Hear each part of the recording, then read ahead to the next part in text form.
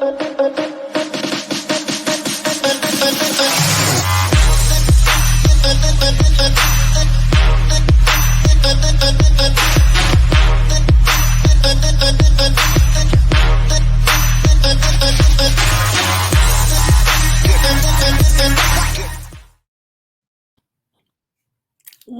everybody. I'm Selena Rezvani, and you are joining Women and Work Culture. We are really all about finding ways to level the playing field and help women rise.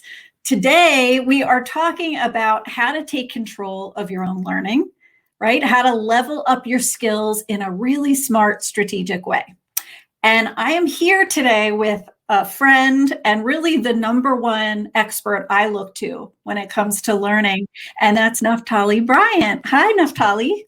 Hey, Selena, thank you so much for having me. It's always good to see you. It's so good to see you. And a big welcome to our community who are joining us today. We're so happy to have you. Yeah, we've had such a wide reach lately from South Africa to Sarasota. Wow. It is really cool to see the kind of global reach of this community. Hey, send us your questions today for Naphtali around revving up your learning in 2021. We want to hear the questions on your mind. Let me butter your bread for a minute, Naphtali. I want people to know about you. Naphtali is Director of Learning and Organization Development at Netflix. Could you pick a cooler company to work for? He's also a really standout LinkedIn learning instructor, and that's how I first came to know him. He teaches creating a culture of learning and also a course called Tips for Learner Engagement. One of my favorite things about him is the way he instructs and teaches about teaching and learning, which is really appealing to people's head and heart. Super motivational to listen to you. Naphtali brings 15 plus years of experience in IT, entertainment, HR, and government. He believes with focus, fire, and faith, all things are possible. I love that. How's that for a dose of encouragement that we all need? Like, who's that person? I know, right? That's the good thing about hearing somebody else read your bio. So as we go, once again, send us your questions for Naphtali. We want to hear them. Welcome, Anissa, Michelle, and Manjula. We're happy to have you. So Naphtali, if you could start out, tell us a little bit about your story. What is it about people development that really bakes your cake? Yeah, it's interesting because the thing that started it all for me was I was actually sitting in a workshop early in my career taught by a presenter. I'm not going to name any names. And that presenter was not that great. They had their back to the audience, wasn't really caring about the experience of the folks in the room, and wasn't really helping us be engaged as learners. And I had a light bulb moment. And I said, I think I could do that. And I think I could do it even better than that person in the moment. And I made a commitment to myself that I was going to pursue this craft and that I was going to try to be the most engaging, the most present, the most hardworking, learning professional I could be. And that was about 10 to 12 years ago when that happened. And I've been on this trek ever since with that image in my mind of never being that person that didn't care about the experience of the learner, that didn't put in the time and the effort to live what I was trying to teach. And so that's what really sparked it for me, that story of that individual not giving the learners what they needed. So I never wanted to be that person. Yeah, I think we can all relate to that, either the contagious good feeling, right, of somebody being excited and passionate about something and that rubbing off, or the opposite, right, where it's really lacking. You know, I've heard this term more and more lately called learnability, that it's kind of a really important trait for employees who want to stand out, that they're open to learning and that they actively want to skill up in their field. My question for you is, what are you seeing with learnability, and how does that give people kind of an edge? Yeah, it's interesting because I always say that when you're growing, you're going to the places only learning can take you. And so if you're focused on that growth and development, it actually gives you a competitive advantage. You may not have gone to the top schools in the world. You Mm, may not even have had worked at some of the best companies in the world. But if you tap into your ability to grow, it will take you places that you never could have imagined. And I also think about the second piece is just what our brain does when it comes to learning, right? Like when we are learning and growing and getting better, we mm, get dopamine hits that make us feel good. We get, oxytocin that is released in our body. These chemicals are very similar to like feeling like being in love. It feels so good to our health and our well-being. And if you think about what's been happening with the pandemic and the stress and the social injustice, we need more learning. We mm. need more growth to help us get through this time, but also help us make a change in the world. That's so beautiful. And I think explains why I feel so good when I get to do the show. It is pure Absolutely. learning, right? It is pure, stretching your brain, hearing a new perspective like we're getting to hear yours today. What an awesome view. We have a question from Anissa asking, can you talk about and name some of the different types of learning we should be paying attention to? Just so we're not, maybe one person's thinking of it one way, you might be thinking of it of another. What Yeah. forms are on your mind? Yeah, so I think there's a couple. Cross-functional learning is really, really important. It's outside of your comfort zone, if you will. I'm a firm believer that life begins at the end of your comfort zone. So sometimes we get focused on, hey, this is the work I do, this is the role that I'm in, versus seeing the bigger picture and the connection points to your role that actually help you be better in that role for the company. So I think that's one that stands out to me. Another one is this online learning, right? So you think about tools like LinkedIn Learning that have courses that aren't things that you have to sit through all in one sitting, but you can get sound bites of learning, which I firmly believe in. Like sometimes we just need a sound bite. I don't need the Yeah. whole course sometimes. I just need the one, topic or framework that's going to help me lean into the moments that matter that are really driving change for me as an individual. So that's the second one. And then the third one I'll say is peer to peer. Like who in your network can you learn from? Like Mm, who are the people that you aspire to be like? And it could just be something as, hey, that person has really great presence. And I want to connect to what is the thing that's driving your ability to be so present in the moment. So those mm. are three that really stand out to me as opportunities for us to really pay attention to maximize our learning. That's awesome. And I love that you're not asking us to do like a monumental task, right? But instead, you're saying go smaller, think micro. And I would encourage, those listening and participating today, what's that little micro step you could take? Whether it is peer to peer, reaching out to somebody to learn from them who you admire, or maybe it's watching that one video from one LinkedIn learning course. Thank you for making that um, approachable, right? Doable for us. We have a really interesting question from Matt asking, I'm curious about how storytelling can both engage and teach. I'm also doing storytelling as advocacy for families at risk of child welfare development. How does storytelling play into your ability to engage? Yeah, if you think about it, our life is filled with stories. And you think about some of the things that give us the greatest joy, that challenge our thinking, that make us reflect, that give us insight. It's stories because our brains are wired to connect to the stories that we tell. So I definitely think storytelling can be a tool, and I would encourage you to find your stories. Something that I've done recently over the past several years is I'm intentionally looking for the stories that teach, and I'm Mm. jotting those down in my iPhone. It's funny, my wife, laughs at me because she'll find me kind of jotting down notes on my iPhone randomly, 1 in the morning, lunchtime, and she knows that it's this inspiration that's being sparked. But I'm capturing the stories of my life because I think when we teach through story, we allow people to find their own story. that ultimately allows them to change the behavior that they want to change or make the move that they've been wanting to make. And so I firmly believe in, you got to be intentional about it though. Where can you find those stories? What do they look like? And where do you see yourself in them? But also telling stories of others as well. So for yourself, where you see yourself in them, but also the stories of others. So love that question, Matt.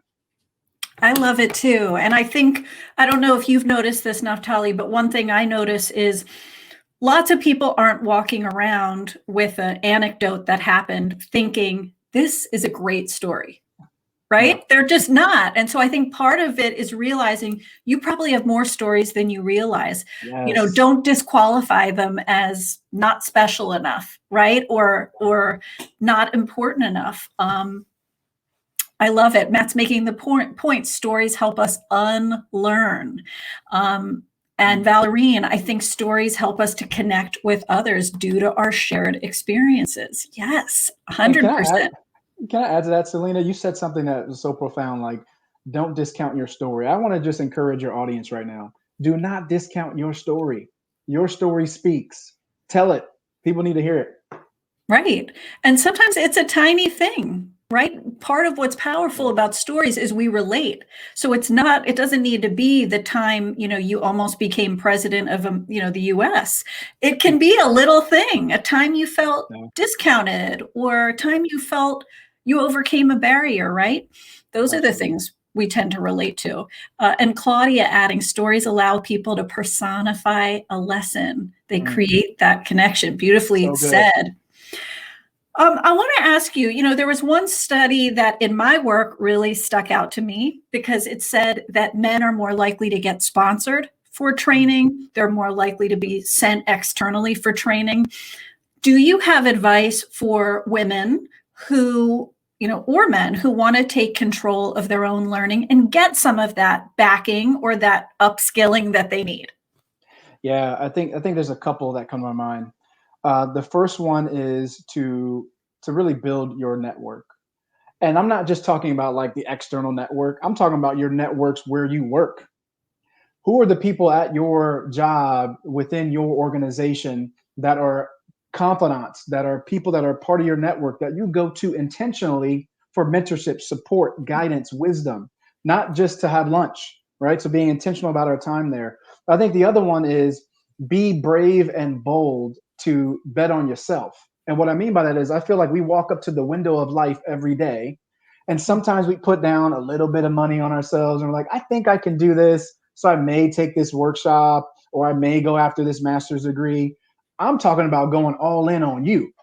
When's the last time you've gone all in on you? Because the reality is, if you don't go all in on you, how do you expect anybody else to go all in on you as well? Right? So you got to start with you going all in first in terms of the bet you're placing when you walk into that window of life. Like one of the things that I do every year is I try to find one significant thing that I want to invest in myself. And no matter how much the time is going to take me, no matter how much the cost, I'm going to do it. If it scares me, I'm going to do it even more because that lets me know that I'm going all in and I'm risking something to bet on myself in that way. So be brave and be bold. And then lastly, I would just encourage you to spend time reflecting on where you feel like you can add more value and where you feel like you're not adding enough value. That reflection time actually turns that reflection into insight, and then you can actually take action on that. So those would be the three that I would encourage you to think about. That's great. And I appreciate you helping us kind of reframe how to see the discomfort of growing and stretching because it can be uncomfortable. I know when I started this live show, it was uncomfortable. How am I going to do it live? Right. Yeah. And so you made a really great analogy in one of your courses. You talked about a rubber band and the positive tension. Don't see the tension as I'm going to snap, any minute, but instead see it as, this is positive tension. It's a data point, Yeah. that I'm pushing it. So true. We have another question on stories, which I want to get to for Nikita. I'm considering growing in the L&D space through a certification. Do you have advice on what is a new trend in L&D? Sorry, this is not a storytelling question, but it's a good one about trends. Yeah, I think so. I'm a trend junkie. Like I'm absorbing information at a pretty high clip, from articles to videos to new frameworks and approaches. And if you're just trying to get into that space of like, where do I start? I would really consider, what are some of these, more psychometric type tools that you can get certified in, that can help people, right? So there's a ton of them out there. Things like DISC, which is a personalities assessment, Insights Discovery, another tool. Those are things that are helpful for you to have in your toolkit, because I'm a firm believer in a toolkit, because you never know which situation you're going to be in and what tool is going to help solve that problem. But imagine Mm. walking up to a situation where you're trying to get into learning, you're trying to understand the trends, and you have no tools. So I encourage you to think about, what are the tools I can add? It could be, a mini webinar series that you participate in on, how the psychology of organizations, or things around facilitation. I cannot stress enough, if you're stepping into learning and development, a trend is facilitation. We need really great facilitators in this space, both virtually and in person. So those are just a couple that come to my mind. I love those trends, and that you're a trend junkie. We do have another question on storytelling, and I love this question from Leslie. Welcome, Leslie. Nikita, Adakin from Turkey, Claudia. Leslie's asking, what are some good questions we can ask work and business colleagues to share their stories? I think this is so great, because sometimes people need a prompt. What kind of story are you looking for example? I think the first thing I would say is that people are interested in people who are interested in them. So when you actually approach your colleagues, really be interested in their story. Don't just ask them about their story just for the sake of asking. And a question you can ask is, you know what, I'm really curious to learn more about you. I would love to know, what's the story of you. Things that really excite you about your life, like how you have come to be where you're at. What's the story of you? I always ask this question when I'm connecting with colleagues. Another question that could be useful is, what are some of the things about you that you haven't shared that you think might be useful for me to know and understand about who you are, and the person that you're showing up as on a day-to-day basis. So those are just a couple. And then the other thing I would offer in terms of a question is, what are the things that you aspire to be, or the things that, what were you dreaming about as a kid, that you were focused on becoming one day, right? So you start to just get into people's dreams and aspirations, and hopefully they start to open up and tell you their story. Love it. We can always tell when somebody's genuinely interested, Yeah. right, in the story versus just, I don't know, checking a box or ready Yeah. to leave the room. We can feel that. I want to shift a little bit, Naphtali, and ask you about something that's been written about quite a bit, which is stretch assignments, right? Wow. This is when, for anyone who hasn't heard that term lately, it's kind of temporarily going on assignment, solving a business issue or working on a project in another part of the business. Usually that's a little more foreign to you. One study found from executives who were interviewed, it was the number one learning opportunity. Wow. They said made a difference. Another Korn Ferry study showed it is the best learning kind of experience above and beyond classroom training or 360s. Are stretch assignments all that? Are they really the best form of learning? What do you think? I think they're very useful. I think sometimes we over romanticize stretch assignments, in my opinion, where we're looking for these big, extraordinary moments of breakthrough, of like, oh, I was on this big, major cross-functional project, and I got stretched so much, it like grew and changed my life. That is fantastic. That is valuable. And there are these ordinary moments on your way to those extraordinary moments that actually can be just as transformational. For example, you got into a meeting you never been into before, and you got some additional context that sparked a thought for you in a different area of your work. Or you made a connection with someone that you never knew was a part of the organization, that could actually add value to your own growth and career journey. Those are like ordinary moments that you can capitalize on if you can't get into those big stretch assignments, which are super valuable. I just want to challenge us to not over romanticize it, because then we get defeated if we don't find those opportunities. The other thing I would say too is when you do get those extraordinary moments of stretch assignments, celebrate them. Celebrate the opportunities that you're getting. Ask for feedback from people that you work with on how you're leaning into those stretch assignments and how you can learn about more of them. And then also ask people to champion you, right? It's okay to ask for help. It's okay to ask for a champion. I do it all the time. It's like, hey, can you like say my name in one of these rooms and let people know I'm here and that I added value to you during this stretch assignment? So I would encourage you to think about that.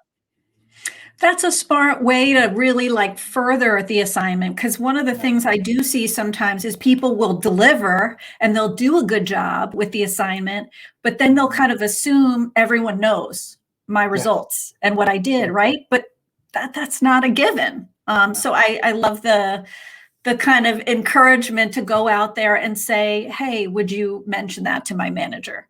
Or, when you talk about it next, I'd appreciate it if you mention me as part of the project. That's great advice. So look around you. I want to encourage this group who's with us today to celebrate your learning wins.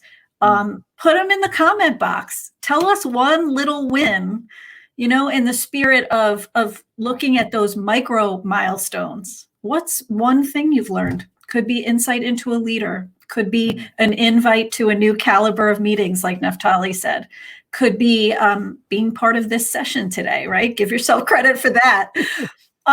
We have a question here from Anissa. She asked, what is one of the most overlooked things when it comes to learning? Is there like a mistake people make, or just a forgotten piece that people don't take advantage of? Yeah, two come to my mind. Focus.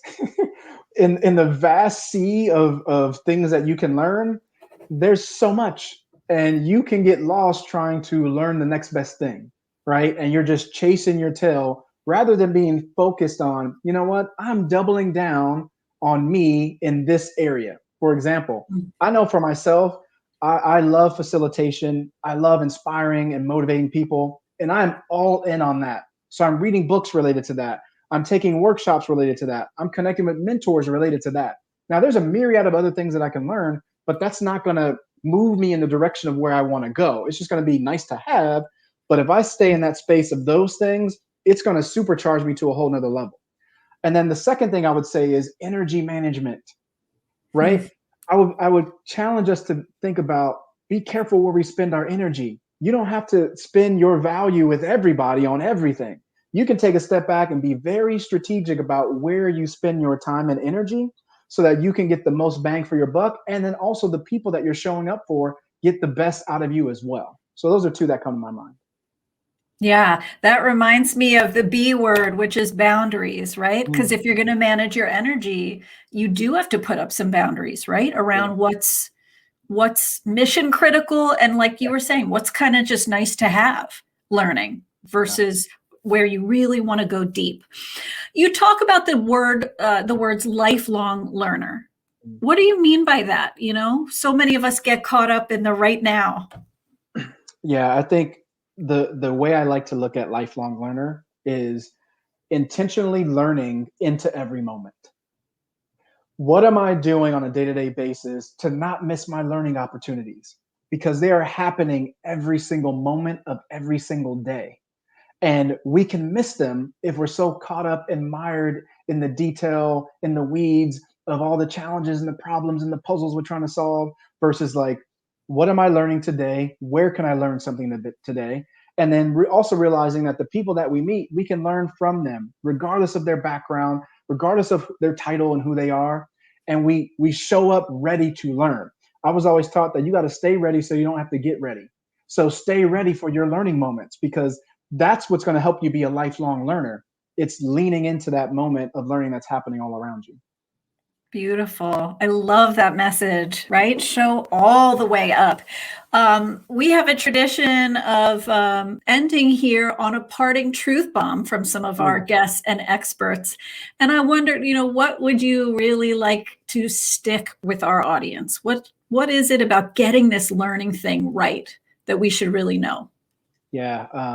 I think the key thing that I think about is deliver easy for yourself, right? Deliver easy for the other people that you work with. And what I mean by that is we sometimes overcomplicate things, and we miss the opportunity to create simplicity for ourselves and for the people that we work with and are connected to. And we think that, oh, that's too easy, people won't really lean into that. I've never really heard people complain about easy. Right? Mhm. I've heard a lot of people complain like, oh, that's really complex, that's really hard. So be gentle on yourself and make things easier for you, whatever that means, especially when it comes to learning and growing.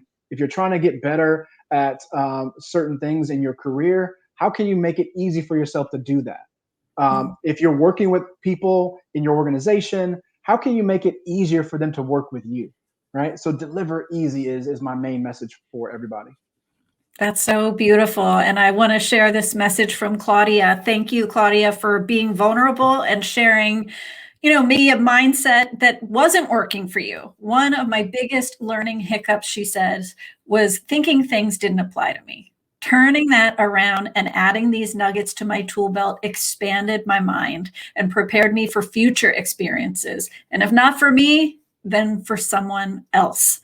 I love that. Yeah. This applies to all of So us, good. right? So In good. equal measure. And so much of what you've talked about is a mindset. It's a mindset. It's not just pure skill. Hmm. It's being open. So thank you for that, Claudia.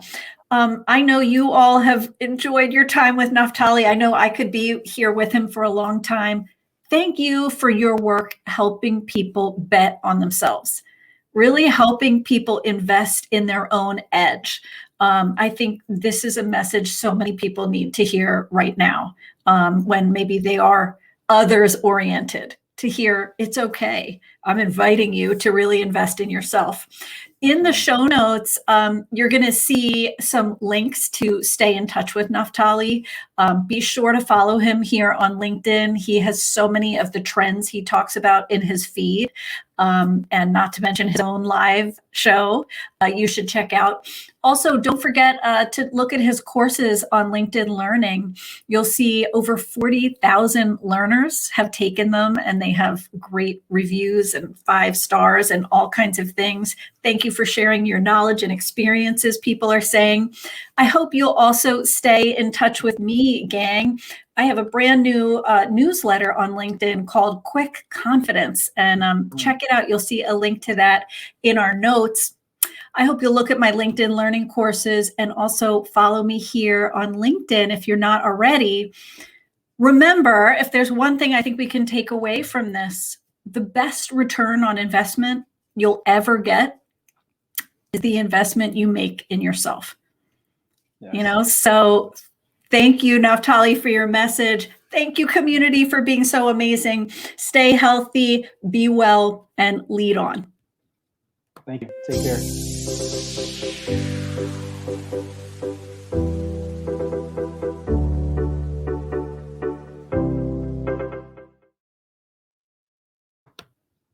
Cool.